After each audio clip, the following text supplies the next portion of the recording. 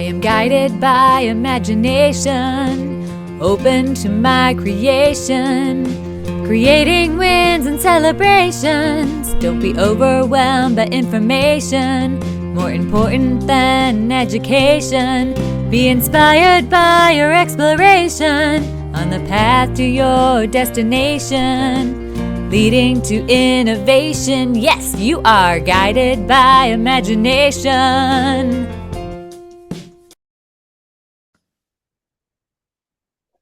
Hello, and welcome to another episode of the Guided by Imagination podcast. I'm your hostess, Jennie Edwards, Joyful Jennie, and I'm here with my new friend, Shaun Enright. Welcome, Shaun. Hi, everybody, and thank you for having me on the show. It's going to be fun.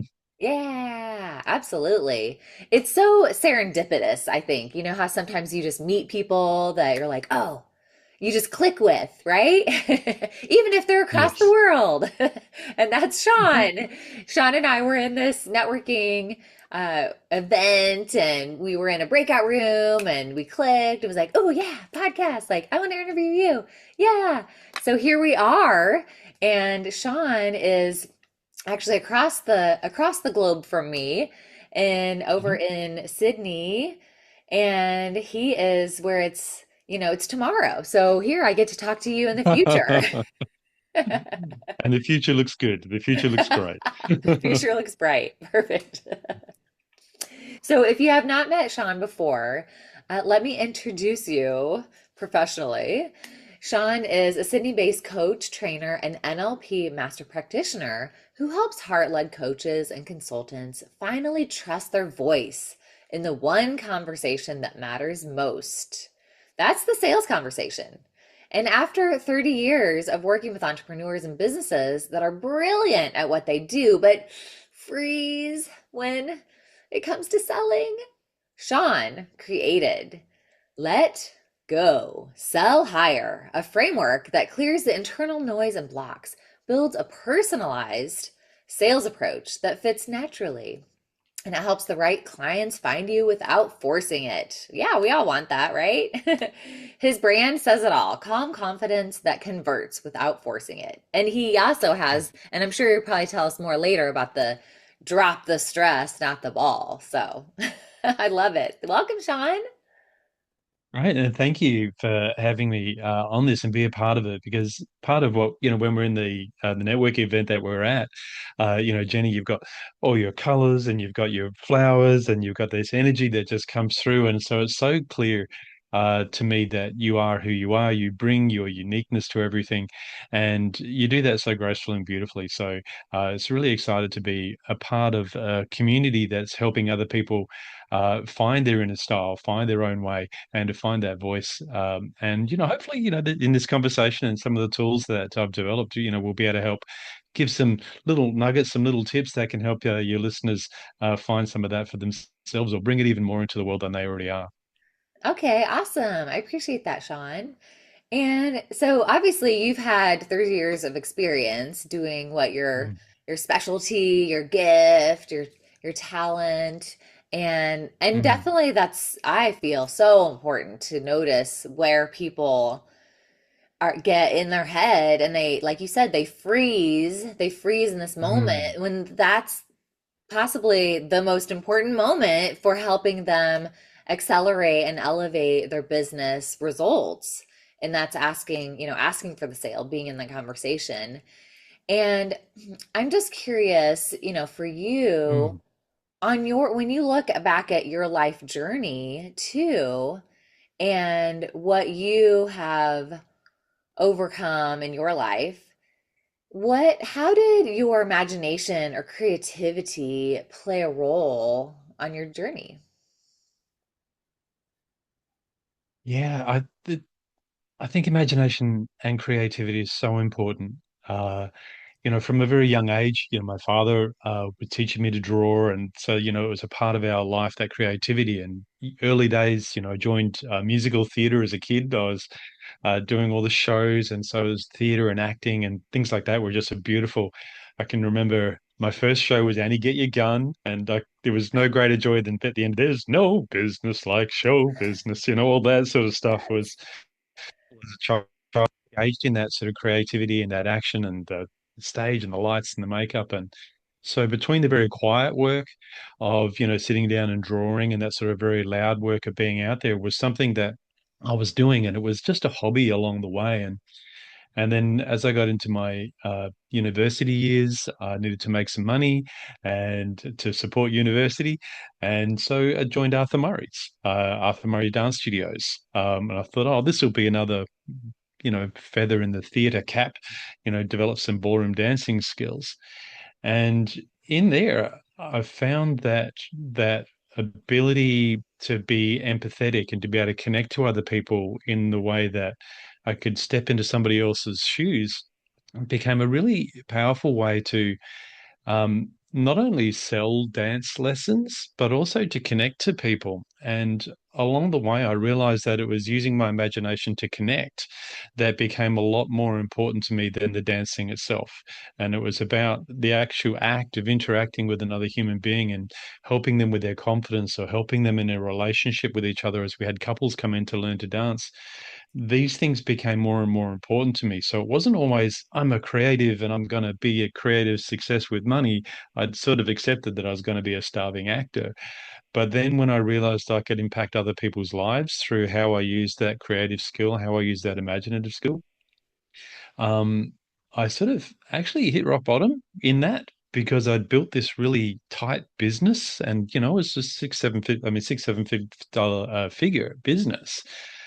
But the sales side of it really dragged me down because it was so structured, and it was so I have to do this on this month and this week and paying all my staff and things like that. And I hit a point where it was all just on the outside looked very shiny, but on the inside, I wasn't doing enough of that real work, enough of that connection, enough of that change, and enough of that transformation. So I had to step back. I was still running the business, but I had to unplug from the stress and the working hard and the, 15, 16 hour days, 7 days a week. And I took a year to really go inward again and to imagine what my life could be. And I had big easel in my lounge room, and I'd paint and I'd draw. What does my future want to look like? And I'd tear it apart and I'd color it out and I'd go again and I'd create and I'd create. And so in that, I ended up creating a whole new set of lists about what actually meant most to me. And I sold the business and moved on and been doing my own thing since. Yeah. Wow. Mm. Yeah, Yeah. what a journey. Isn't it Yeah. fascinating all of the paths that lead us to those lessons, that awareness, and I'm really grateful and want to acknowledge you for having that awareness and really for taking the time to just like pause and listen to your intuition and then Mm. pick up the easel and actually get something on paper and creating that alignment and really listening to those inner voices on how you can be guided Yeah. to And what's next.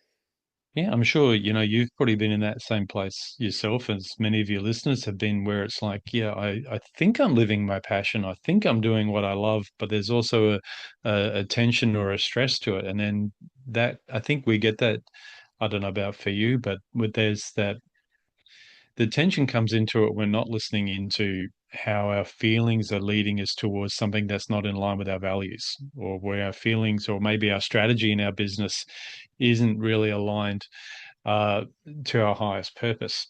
And so, if we don't take time to listen to that, that's when we can get really tired. And that's when we can start to shut down the imagination. I don't know if you have that in your own weeks or days, or if you're past that point now. But I'm sure your listeners have all been at that place where I love it, but it's yeah, they might feel this stuckness there. Yeah, and anything, not even just business, but life. I Mhm. have two little kids, Mm. so when one of them is like Ah, emotional and it takes you out of the situation because you're in this different mental state, even whatever it is you're stressed about. And what's fascinating about the imagination is that you can choose to shift that awareness. Like mm, what am I listening to right now? Am I listening to the anger? Am I listening to the stress? Or could I mm, just turn on some music, put on some headphones and switch up my whole state of being, or, put Yeah. on a different outfit or walk outside and be, feel the cool breeze or whatever it is. You can shift through sensory experiences too, and that's a nice tool. I really love doing, yeah, I mentioned music. I love dancing. I love getting like out of your head and into your body is Yeah, really, you created that piece of music in the networking event that we're at. That was really fun to, yeah, yeah, like, that's so cool. yeah, we gotta get into the beat, feel the beat, get energized by it. That's always Yeah. fun too, because even just stopping and having that awareness is huge, and then knowing, wow, I can take the next step. But I wanted to Mm. really also acknowledge what you were saying about the theater too, because I also have a musical theater background. I Oh, auditioned really? Yeah. for Annie Get Your Gun, but that was when I was in college and I didn't get the lead role. So I was like, oh, my life is so, seemed so complicated then, even though as we know how much more complicated our lives get Yes. as we go Yes. on. But yeah, so I can really appreciate that. Being able to step into a different character, being able to Mm. step into a different role. And then, like you said, with the empathy, being able to understand how people are feeling, what they're going through, what their pains are on a different level. That Mm. is, sometimes I feel like, oh, why do I have to be so empathetic? Why? But then I realize it's a gift. But It sometimes is it's a like, gift. oh, Yes. I just want to not have to think about that so much or not be so concerned about. Yes. Yeah. So, Yeah. It's a there's some just the fascinating distinctions to make into that place of when we. I think, like, I love what you said there about that moment that you have to catch yourself to notice when you're in a state or in a feeling that you may not want to be in. That's the first trick that, we can get so busy with all the different aspects of our lives because, life's complicated. Like, I'm a grandfather now of two beautiful little girls, and yeah, yay. that's something. Yeah, the relationship to our children is something incredible. Uh, and we can be all focused on what's going on over there, and then there's the work aspect or the life, or am I fit enough, and or the news. There's all these distractions, and do we stay in that busyness? Do I stay in, I've just got to do the next thing? Or can we catch that moment to say, yeah, it's time to shift our body, it's time to shift our clothes and to take it off? And that's one of the things I like to, ask, people, are you noticing how you're feeling? Are you noticing that your feelings and your intuition or this is coming up to just sort of tap you on the shoulder and say, hey, maybe it's time to put on some different music rather than just gut Yeah. through it. So those little quiet moments are actually the moments we shift the direction of our life. And even in that, as you're saying, even in that moment of empathy, have we moved into perhaps control, which is part of what's happening with as parents, or in a sales conversation, or even with somebody else's perceived pain that they're going through. If we're trying to control the other person's experience rather than just be there to hear it, that's certainly when there becomes a real break, a, a feeling of tension can come into it, or a feeling of being manipulative, or a feeling of even helplessness, because we're never going to be able to control another human being, and we should never want to. But of course, as a human animal that we are, we also want to control our environment and make sure everybody's safe and taken care of and feeling happy. So that's just one of the things I like to help people look for, to go, hey, maybe this is a control thing, and maybe you don't want it in this moment. Good in other places, but maybe not in this moment. It's not going to serve you. So how can we notice that and move quickly out of it in a different way? So yeah, there's something in there around empathy and in around how we take care of each other. Mm. Yeah. And I'd love to know too, because obviously your expertise is helping people with sales conversations. And how do you think that imagination I'm just thinking of my feeling in sales conversations. One of the things that I like to do is to help the person envision, like if I'm talking to my prospective client, Like, let's just imagine, 10 years from now and everything falls into place. And then, they've achieved the results that they want. And then I can help kind of reverse engineer how do I get them there or like in their thought Beautiful. process. But what are your Perfect. thoughts about that? And since this is your expertise about kind of helping your clients use their imagination to get to closing the sale or Yeah, at least open the yeah, conversation thanks. more. There's a lot to that, isn't there? So I think um it is about asking the questions, like exactly that beautiful question, where do you want to be 10 years from now? And I think it's how much time we take in a sales call focusing on the other person and how we deliberately do that. Because there's a style of selling called spin, and I only mention it because it was the guys from Fuji Xerox. This is talking about back in the 80s. They had a team of psychologists that actually followed their sales reps around for a whole year. They invested a lot of money in this, and they measuring who were the best salespeople and who are the people that have failed. So this comes out of some very measurable data over a year, over a really huge team of salespeople. And what they noticed was that the salespeople that spent the most time asking questions of their client were the ones that were the most successful. The ones that spent most of their time talking about the product or talking about specifications and things like that didn't have the same success rate. So that question that you asked beautifully there about where do you want to be 10 years from now is one of those questions that we need to make sure that we're asking.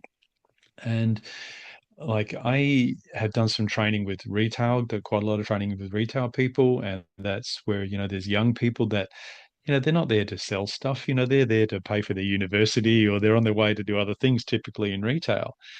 And I remember working with a young guy around selling printers. And part of what I got him to do was like, can you imagine what that customer is actually doing in their day?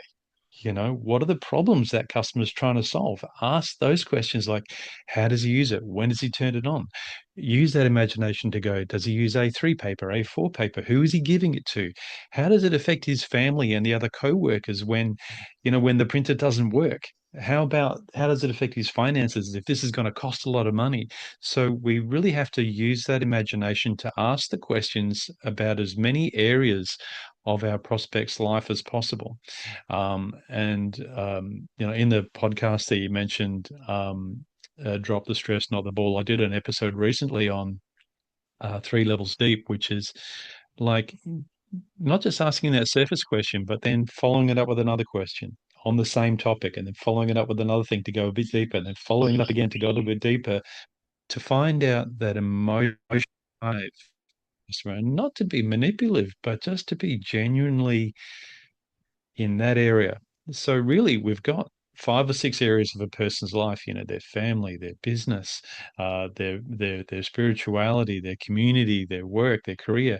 We need to be asking those questions along the way to help really understand what is in it for them before we even start talking. So I think that takes a lot of creativity and a lot of imagination and a lot of genuine active listening skills. So if we can ask those 2 or 3 questions on each of those areas and really inhabit what is the day in their life? What is the problem, especially if we focus on the problem that they really want to fix, um, so that it's right there? Then we've got really good empathy, and then we can really build a path, depending on our service, or at least a great communication where that other human being feels supported and served because you were just there to listen and understand. Mm. Mm, yeah, I love What do you that. think about that? I love the Yeah. active listening. What do you think about if, just for fun, we had a little kind of happy homework or something that we could help the listeners implement, kind of based on this conversation?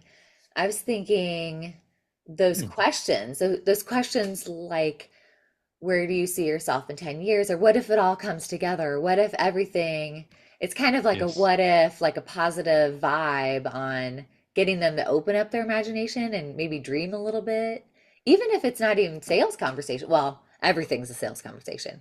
The conversation Yeah. that I have with my children are sales conversations, I know. And it's persuasive good to and do those. with my husband and Absolutely. Somebody wants to sell the other person on their idea.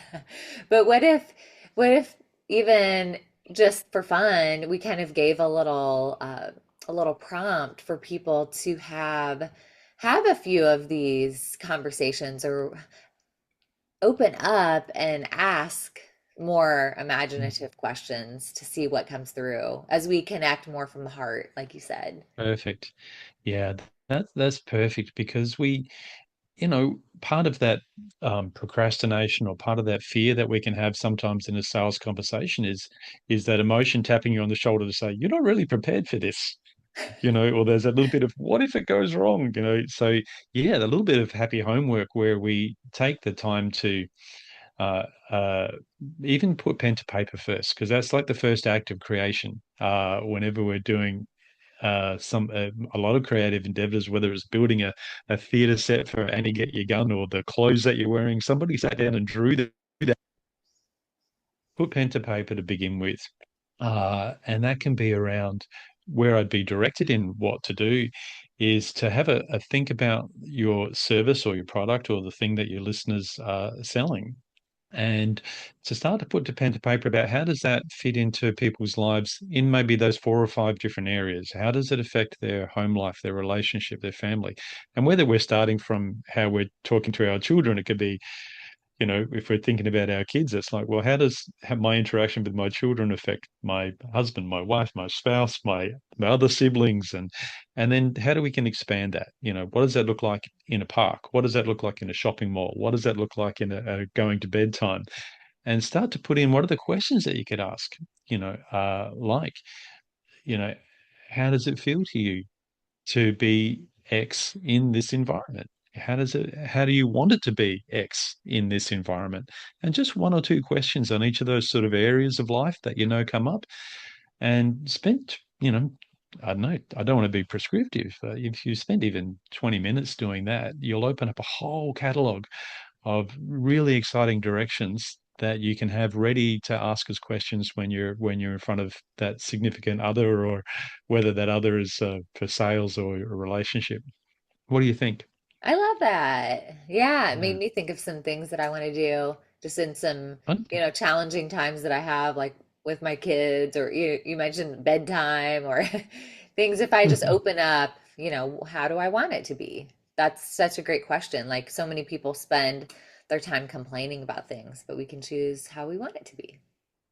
How we want it to be, and that's it. That's such a powerful mantra. Like I've talked to one of my daughters about that often. She kind of gets lost in the, as many of us can, in the social media and all the things that are going on, and it's like, well, we can actually only really have, like, I've got my coffee cup here, like only one thing can exist where this coffee cup exists at one time. I can't, my mouse can't fit in where the coffee cup is if that's still there. So we've got to create space to have that. If we're focused on how we don't want it to be, there's no room for the creativity. There's no room for the opportunity to come in. There's no room. So we've got to put aside something, like you said, changing the music, changing the space. We've got to put aside something so that we can invite in what we want to be, or at least the space to start creating it with our imagination. Hmm. It's really Yeah. powerful to think about. We can only do one thing in that Mhm. one moment. Hmm. Yeah. And also, I think you mentioned you have a free gift for our listeners. Is that right? Tell us more. Yeah, absolutely. So from the website, which is zenright.com.au, which happens to be my name. So it's S Enright. We put it all together, you get Zenright, but this is spelled with a Z. So for Zenright Living, zenright.com.au, you can go to, there's a sales drift scorecard there. And this is probably more from the other side of the brain a little bit, but this is a really great tool to be able to analyze your business, analyze your sale process, to be able to identify where things might be drifting away. Sometimes you get a deposit from a client and then you never hear from them again, or sometimes we don't even get that far. So, what the sales drift scorecard is, it's a quick tool that you can go in and it'll help you identify exactly which part of perhaps your sales process you're not prepared in, or that we could do some more homework, we could do some more creative attention and have a look at. what else do we need to do? And once you tick it in, it's a little survey. And at the end of that, you'll get a report on exactly what's happening. And it'll be revealed to you maybe some areas that you can improve on. And of course, you're invited to a conversation from that if you wish. That's great. Well, thank you so much, Shaun, for that. And all have really enjoyed the conversation and the ideas that have come through. So everyone check out Mm. the show notes for that link that Shaun mentioned and check out that scorecard. It sounds awesome. And I Yeah, appreciate thank you you for having me speaking on. so much. Mm. Yeah, I appreciate you being here from across the world in the future.